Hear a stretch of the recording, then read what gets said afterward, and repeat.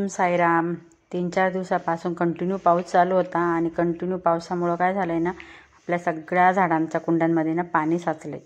तर आता तुम्ही म्हणाल की पावसाचं पाणी झाडांसाठी खूप छान राहतं, पण काय होतं ना की जास्त प्रमाणात हे पाणी झालं की त्याच्यामुळे आपल्या झाडांची मुळं खराब होतात किंवा कुजूनही जातात, पूर्ण झाडही खराब होऊन जाऊ शकतं. तर बघा कसं भरपूर पाणी साचलं आहे कढीपत्त्यामध्ये सुद्धा. आणि कढीपत्त्याच्या झाडाचंही मी आता पाणी वगैरे काढून टाकलं आहे.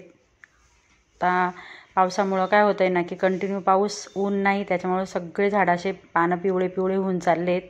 झाडंही थोडे थोडे खराब होत आहेत कारण त्यांना ऊनच मिळत नाही आहे 2-3 दिवसापासून. आणि पाऊसही जास्त असल्यामुळं पाणी पिवळे होऊन चालले आहेत सगळे. माझ्या गुलाबाचे तर फारच वाईट हाल झाले 3-4 दिवसात. सगळे पानं वगैरे सगळे पावसाच्या याच्यामुळे ना गळून पडलेत आणि फुलंही सगळे खराब होऊन गेलेत.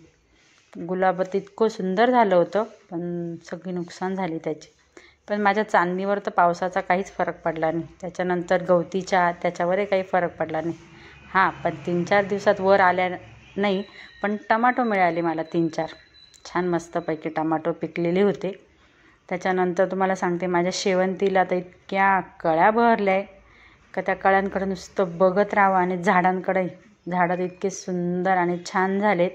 तर तुम्हाला हे झाडं कसे इतके छान बहरले हे बघायचं असेल तर माझा एक व्हिडिओ येतो बघा. आणि मी गुलाबाची सप्टेंबर महिन्यात छाटणी केली होती. आता त्यालाही नवीन छान कोंब फुटत आहेत. पावसाचा माझ्या गुलाबाच्या झाडाला चांगलाच फायदा झाला. तुम्ही बघू शकता, छोटे छोटे बारीक कोंब निघत आहेत आणि सगळ्या बाजूनी फुटले आहेत. हा माझा गावठी गुलाब आहे, गुलाबी कलरचा.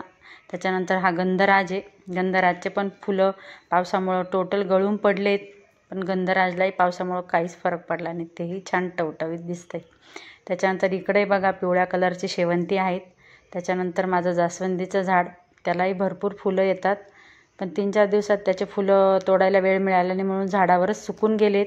तर आता आपण आज तेही तोडून टाकू, त्याच्यामुळं मग नुकसान होणार नाही आपल्या झाडाचं. आणि झाड हे बघा, त्याच्यावर व्हाईट कलरचे किडे पण आलेत. तर सगळ्याच झाडांना थोडी थोडी फवारणी वगैरे करावी लागेल. पावसाचा काही झाडांना चांगला इफेक्ट मिळाला तर काही झाडांना थोडंसं नुकसानही झालं. चला तर मग भेटूया पुढील व्हिडिओत. माझा व्हिडिओ आवडला तर लाईक, सबस्क्राईब आणि कमेंट करायला विसरू नका. बाय.